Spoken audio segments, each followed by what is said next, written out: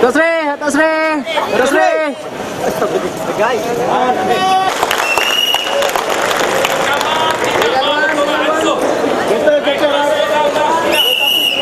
Mengikuti perbicaraan dan kita saksikan semula ulang tayang The Repeat of 1998 di mana peribadi Datuk Seri Anwar itu diserang dan dimalukan dengan teruk.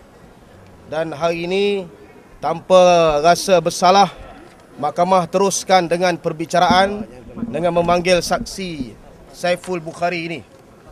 Dan tadi diterangkan bagaimana beliau terlibat, tetapi sekali lagi soalan-soalan pendakwa raya itu menjurus kepada suatu suasana, menimbulkan suatu suasana yang ingin memalu dan memalitkan imej Datuk Seri Anwar Ibrahim. Yang ini satu perkara yang tidak boleh kita terima dalam sistem perundangan negara kita. Saya nak beritahu kepada saudara, kenapa mahkamah harus segera memulakan perbicaraan pada hari ini. Walaupun besok akan ada rayuan di Mahkamah Rayuan, Court of Appeal. Kita belum lagi dapat dokumen yang diperlukan. Tetapi mahkamah tidak ada rasa bersalah, teruskan dengan perbicaraan walaupun kita masih lagi menunggu peluang untuk mendapatkan semua dokumen yang diperlukan di Mahkamah Rayuan pada esok hari. Perkara kedua yang dibangkitkan tadi ialah tentang laporan polis yang dibuat oleh Saiful. Saiful Bukhari menyatakan dalam laporan itu bahawa dia telah beberapa kali diliwat oleh Datuk Seri Anwar Ibrahim. Dan kita telah minta kepada mahkamah untuk buangkan perkara itu sebab yang dituduh hanya satu. Mana mungkin dituduh hanya satu tapi dalam laporan kata banyak kali.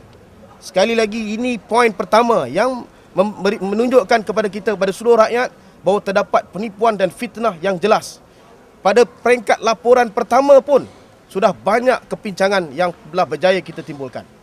Dan tadi kita telah berhujah, peguam-peguam telah berhujah untuk memberikan suatu tekanan kepada mahkamah supaya perbicaraan yang membicarakan hal-hal yang sulit ini, yang fitnah, yang busuk, yang jahat ini dibicarakan secara in camera untuk tidak dibenarkan wartawan ataupun tidak dibenar dilaporkan di dalam media. Dan ini perkara yang pada saya suatu perkara yang sepatutnya diambil oleh mahkamah.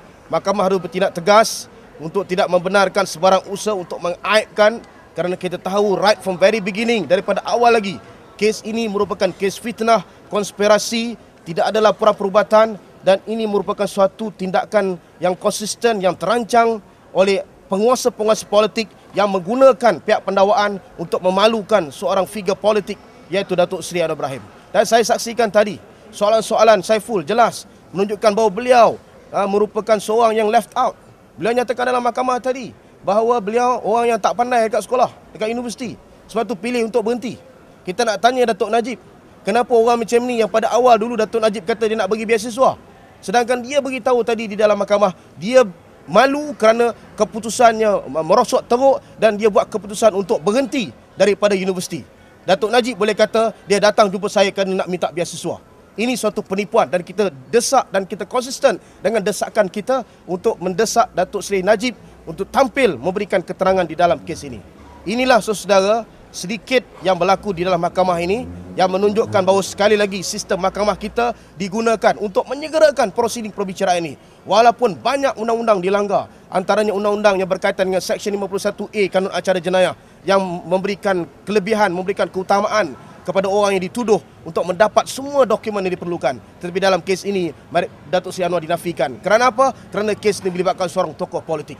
Ini suatu tindakan yang memalukan negara kita dan saya yakin ini bukannya the intent of the legislator, bukannya niat ahli-ahli parlimen pada ketika dulu meminda undang-undang Kanun Acara Jenayah ini. Tetapi hari ini dilenyapkan begitu dan sekarang ini sesiapa pun yang menjadi peguam, terutama saya dan rakan-rakan lain yang lain, akan ada masalah untuk minta dokumen-dokumen yang diperlukan. Justru saudara, rakan-rakan saya yang di luar ini merupakan sekali lagi ulangan skrip lama yang menunjukkan bahawa seluruh kerajaan itu digunakan untuk memastikan agar Datuk Seri Anwar ini disumbat di dalam penjara. Kita nak bagi tahu kepada semua, kita tidak akan takut dan gentar. Kita akan lawan kali ini, kita akan lawan sampai menang insya-Allah. Lawan tetap, lawan tetap, lawan sampai menang. Reformasi, reformasi.